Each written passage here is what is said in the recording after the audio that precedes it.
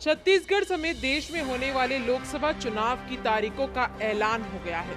देश भर में 7 चरणों में मतदान होगा और 4 जून को चुनाव परिणाम आएंगे। वहीं बात अगर छत्तीसगढ़ की 11 सीटों की चुनावी तारीख की करें तो प्रदेश में 3 चरणों में मतदान होंगे। तो चलिए जान लेते हैं कि देश भर में आचार संहिता लागू होने के बाद क्या क्या बदलाव होंगे। तो सबसे पहले तो ये कि सरकारी ऐलानों पर बैन कर दिया जाएगा। चुनाव पैनल के दिशा निर्देशों में कहा गया है कि चुनाव का ऐलान होने के बाद मंत्रियों और अन्य अधिकारियों को किसी भी वित्तीय अनुदान की घोषणा करने या उसके वादे करने से रोक लग जाती है। सिविल सेवकों को छोड़कर सरकार से जुड़े किसी भी व्यक्ति पर शिलान्यास करने या योजनाओं को शुरू करने पर रोक लगा दी जाती है। इस दौरान सड़कों के निर्माण, पेयजल सुविधाओं के प्रावधान आदि से संबंधित वादे भी नहीं किए जा सकते हैं। इसके साथ ही अगर आचार संहिता लागू होती है तो अधिकारी कर्मचारियों का ट्रांसफर भी रोक दिया जाएगा। केंद्र सरकार के अधिकारी कर्मचारी चुनाव प्रक्रिया पूरी होने तक चुनाव आयोग के कर्मचारी की तरह काम करते हैं। आचार संहिता में सरकार किसी भी सरकारी अधिकारी या कर्मचारी का ट्रांसफर या पोस्टिंग नहीं कर सकती। अगर किसी अधिकारी का ट्रांसफर या पोस्टिंग जरूरी भी हो तो आयोग की अनुमति लेनी होती है। तो वहीं तीसरा और सबसे बड़ा बदलाव होता है कि सरकारी पैसे का इस्तेमाल कोई भी पार्टी नहीं कर सकती। तो आचार संहिता के दौरान सरकारी पैसे का इस्तेमाल विज्ञापन या जनसंपर्क के लिए नहीं किया जा सकता।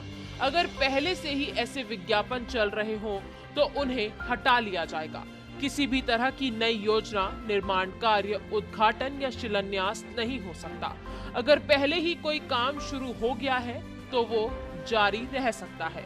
अगर किसी तरह की कोई प्राकृतिक आपदा या महामारी आई तो ऐसे वक्त में सरकार कोई उपाय करना चाहती है तो पहले चुनाव आयोग की अनुमति लेनी होती है।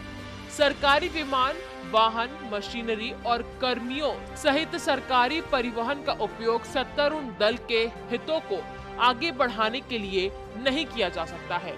चुनावी बैठकें आयोजित करने के लिए मैदान और फ्लाइट्स के लिए हेलीपैड जैसे सार्वजनिक स्थान समान नियमों और शर्तों पर सभी दलों और उम्मीदवारों के लिए सुलभ होने चाहिए। इसके साथ ही प्रचार प्रसार से जुड़े हर काम में रोक लगा दी जाती है। मंदिर, मस्जिद, चर्च, गुरुद्वारा या किसी भी धार्मिक स्थल का इस्तेमाल चुनाव प्रचार के लिए नहीं किया जा सकता। प्रचार के लिए राजनीतिक पार्टियां कितनी भी गाड़ियां, 2 व्हीलर भी इसमें शामिल होती हैं, इस्तेमाल कर सकती हैं, लेकिन पहले रिटर्निंग ऑफिसर की अनुमति लेनी होगी। किसी भी पार्टी या प्रत्याशी को रैली या जुलूस निकालने या चुनावी सभा करने से पहले पुलिस की अनुमति लेनी होगी। रात 10 बजे से सुबह 6 बजे तक डीजे का इस्तेमाल नहीं हो सकता। अगर कोई रैली भी होनी है तो सुबह 6 बजे से पहले और रात 10 बजे के बाद नहीं हो सकती। इलेक्शन कमीशन के मुताबिक विश्राम गृहों, डाक बंगलों और अन्य सरकारी आवासों पर सत्तारूढ़ दल या उसके उम्मीदवारों का एकाधिकार नहीं होना चाहिए। लेकिन किसी भी पार्टी द्वारा चुनाव प्रचार के लिए प्रचार कार्यालय के रूप में या सार्वजनिक बैठकें आयोजित करने के लिए उनका उपयोग करना प्रतिबंधित है। आचार संहिता लागू होने के बाद बयानबाजी को लेकर भी कई सारे नियम हैं, जैसे कि कोई भी पार्टी या कैंडिडेट ऐसी किसी भी गतिविधि में शामिल नहीं होगा जो मौजूदा मतभेदों को बढ़ा सकता है या आपसी नफरत पैदा कर सकता है या फिर अलग अलग जातियों और समुदायों, धार्मिक या भाषा के आधार पर लोगों के बीच तनाव पैदा कर सकता है। जब भी कोई दल अपने प्रतिद्वंदी पार्टी की आलोचना करेगा, उनकी नीतियों और कार्यक्रम पिछले रिकॉर्ड और काम तक ही सीमित रहेगा। पार्टियों और उम्मीदवारों को निजी जीवन के उन सभी पहलुओं की आलोचना से बचना चाहिए जो अन्य पार्टियों के नेताओं या कार्यकर्ताओं की सार्वजनिक गतिविधियों से जुड़े नहीं हैं। असत्यापित आरोपों के आधार पर अन्य दलों या उनके कार्यकर्ताओं की आलोचना से बचना चाहिए। तो चलिए अब ये जान लेते हैं कि अगर आचार संहिता का उल्लंघन किया जाता है तो फिर क्या होगा।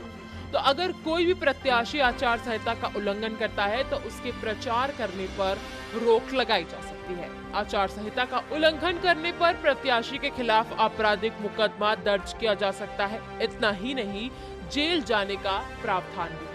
इसके अलावा इलेक्शन कमीशन के पास 1968 के चुनाव चिन्ह यानी कि आरक्षण और आवंटन आदेश के पैराग्राफ 16A के तहत किसी पार्टी की मान्यता को निलंबित करने या वापस लेने का अधिकार भी शामिल है। तो ये थे कुछ पॉइंट्स जिससे हमने आपको ये समझाने की कोशिश की है कि अगर आचार संहिता लागू हो जाती है तो देश में क्या क्या बदलाव हो सकते हैं।